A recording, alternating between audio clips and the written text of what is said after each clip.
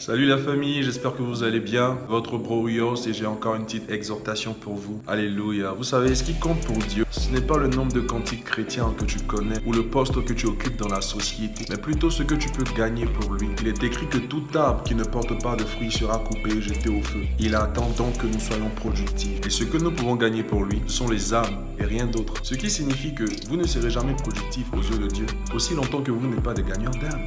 Jésus-Christ, lui, il allait de lieu en lieu, guérissait les malades, faisait des miracles et annonçait le royaume des cieux. Est-ce que vous faites les mêmes œuvres que lui? Parce que si vous êtes suiveur de Jésus, la finalité c'est de faire les mêmes œuvres que lui. Ce n'est donc pas une question de, comme certains le disent, ah mais c'est parce que c'est Jésus, hein, c'est pas la même chose. Frère, il a dit voici les signes qui accompagneront ceux qui auront cru. En son nom, ils guériront les malades, ressusciteront même les morts. Il est même écrit en Jean 14:12 qu'en vérité, je vous le dis, celui qui croit en moi fera aussi les œuvres que je fais. Et il en fera même de plus grandes parce que je m'en vais au Père. Donc, il n'y a plus d'excuses. L'heure est venue pour chacun de nous de porter des fruits. Et vous devez d'abord vous prouver à vous-même que Jésus est Seigneur, avant d'aller le prouver aux autres dans vos évangélisations. C'est ça notre force. Nous devons ajouter les œuvres à notre message. Alors challengeons-nous jusqu'à porter des fruits, frère. Parce qu'en réalité, la faiblesse de certains de nos frères est fonction de ce qu'ils n'ont jamais expérimenté la foi. Parce que ça ment pas les frères. Les œuvres fortifient la foi. Mal. Vous-même, vous savez qu'on ne veut pas convaincre un homme qui a goûté Jésus en lui disant qu'il n'est pas Seigneur. Frère, afin même quand tu es malade, tu t'imposes les mains en son nom et tu te vois guéri là. Ou quand tu vas en son nom, toutes les montagnes sont dégagées de ton passage là. Et imaginez celui qui n'a jamais expérimenté. Il sera faible, c'est sûr. Et ce sont ces chrétiens qui finissent par dire que Jésus-Christ n'est pas Seigneur.